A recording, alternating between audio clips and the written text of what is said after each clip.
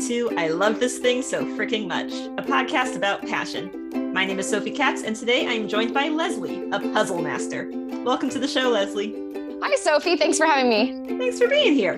So here's how this works. Leslie will have 3 minutes to talk about something that she loves. This can be a person, place, thing, concept, activity, anything she wants. Our only requirement is that she loves it wholeheartedly and wants to tell us why. Are you ready, Leslie? I think so. Good. Got my timer here. Now, what do you love so freaking much? Well, the thing that I love so freaking much is escape games. Now, this all started for me back when I was about 11 years old, and I discovered online this thing called escape games. Now, this was the precursor to escape rooms and the kind of things that we have today. These were online games that were of the point and click variety, where you kind of search around the different rooms or whatever location you're in to try to find items that would help in your escape. So I used to play these games every single day. There was a website, I think it was called escapegames.com. Don't quote me on that, but it had thousands of different escape games. So that's kind of what got me obsessed with this sort of game, this style of game, where your only objective was to figure out the puzzles and to get out. I started with one, I believe my first one ever was called Escape the Car. And it was one of those online point and click ones where you click around the car, you find a key to the glove box and you open the glove box. And inside the glove box, there's a screwdriver. And then you take the screwdriver and you unscrew the thing underneath the steering wheel. And then you hotwire the car or whatever. And so those sorts of games online were what really led me into this whole world of escape games in general. Now, when it came to be about 2014, I think I did my first real life escape room. There's a difference between escape game and escape room. So the first escape room I did was probably in 2014. And this one was way before this whole escape room craze. This room was one where you had 4 lock boxes that you had to solve. And these 4 lock boxes all had clues throughout the room. And the clues were identified with one of those garage sale stickers, like they were different colors. So you'd have the red lockbox and all the clues to that lockbox would be red. And all the clues to the blue lockbox would have the blue sticker. And so you'd find all the different clues and then you'd open up these 4 lockboxes. Those 4 lockboxes would give you a puzzle to solve the last lockbox, which would give you the code to the door to escape. Once I did that, I was completely hooked because now my favorite online game was now in real life. Fast forward to now living in Florida. I have currently been playing escape rooms since I moved down here, and pre-COVID, I had finished all of the rooms offered by at least 5 escape companies down here. I've never lost, so that's a great thing to celebrate. Go ahead and finish your thought. Yeah, so I ended up flowing into real life escape rooms, and that was how all of this started, and now I've just been completely obsessed with them ever since. That's awesome. Thank you for telling us about escape games today. You're welcome. So if I'm understanding this right, the escape game is kind of the umbrella category and an escape room is just like one type of this like wide genre of games.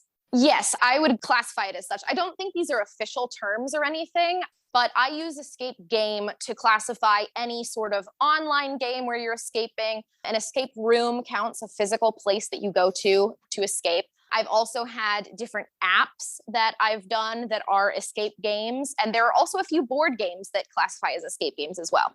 Like what board games? There's a series of board games called The Escape Games. And one of them that I did recently was called Escape Alcatraz. So you actually break into Alcatraz to break your friend out of Alcatraz. Okay. And that is very, very cool because you take home the board game, you open up the box, and inside the box, there are items and things and puzzles that you have to use. And the box continues to open secret compartments and other sorts of things. I can't give away too much without giving away the game, but you get to open secret compartments and all sorts of things. And you keep going inside this game. And I just find it so interactive and so fun. And it really stimulates my brain, which I really like. So with board games like this, once you've played that once, do you now know how to, for example, escape Alcatraz, or does it have more replay value? Most of them are one play games, which actually is kind of nice because it keeps the price on those board games kind of low because they are one playthrough. But there are a couple that you can buy. One of them that I have is one where you can kind of, similar to Clue, where you kind of pick what the answer is going to be before the game starts and you like hide that away. And so you sort of end up solving something different every time. You mentioned that you have never lost an escape room. Do you have any particular experiences that stand out as particularly triumphant? Oh man. Okay. So most of my escape room experiences have just been with two people. So those were always really triumphant because, you know, it's just the two of us working together to try and get out of this room. But one that really sticks out to me is I was playing an escape room that was themed around the playground. It was Escape Playground. And of course, as is with playgrounds, there were lots of children in this room with us. They ranged in age from about 6 years old to about maybe 9 or 10. And then there were two other adults because some escape rooms will pair you with strangers to play and some will pair you on your own. And so this one we got paired with some strangers and a lot of them were children. That was a little bit frustrating at the beginning because they just wanted to play on the playground and didn't really want to do a whole lot. But it was helpful towards the end because there was a certain puzzle that we had to solve where we had to gather a bunch of different colored balls. And so we would say, okay, could you go find me 4 orange balls? And the kid would run off and go find 4 orange balls. And that saved us a lot of time. So that was nice. That does sound nice. Do you have any tips for new players for how to approach an escape game? Ooh, okay. So I have different tips for virtual ones versus real life ones. Okay. So for a virtual escape game, one of the things that I would say is make sure you're looking everywhere. Sometimes you will miss something that you think is so obvious. And once you find it, you're like, oh my goodness, I can't believe that I missed that. One common place where they like to hide things that you usually don't think about clicking on is under the rug. So look under the rug, look everywhere, click on everything. Anything could be hiding a clue. Secondly, for real life escape rooms, one of my biggest hints for newcomers is communication. Being able to contact your team and to talk with the other people in your room to not only riddle out sort of the puzzles and the brain teasers that you're going through, but also to see, hey, did anyone find a key for this yet? Hey, did someone check this box over here? Can be really helpful because a lot of times, especially when you're working with a lot of people, it's hard to keep track of what everyone has done or has not done. So being really good about communicating with your team, speaking up, and honestly being loud, because it can also be, I've been in rooms where I was an entire 3 rooms length away from my partner. Oh, wow. So sometimes you have to actually be loud to be heard. Is there anything that you don't like about escape games? And if so, how do you handle that? I don't think there's anything that I specifically don't like.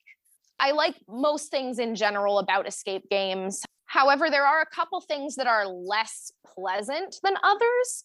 For instance, I was not a huge fan of being paired with a bunch of children that one time that we just talked about, but it actually ended up being good at the end because they helped a little bit with that one puzzle. Plus, a new set of eyes is always helpful. So getting paired with someone that you thought maybe you didn't want to be paired with could end up being a good thing. And I try to see the value in anyone that I do end up being paired with, even if they're a really young person, an older person who can't do some of the more physical aspects of the game, or a newbie who doesn't know what's going on, or something along those lines. Everyone has a new, good, fresh perspective to bring to the game. So that's something that maybe isn't one of my favorite things about real life escape rooms, but I think you can still find the good in it.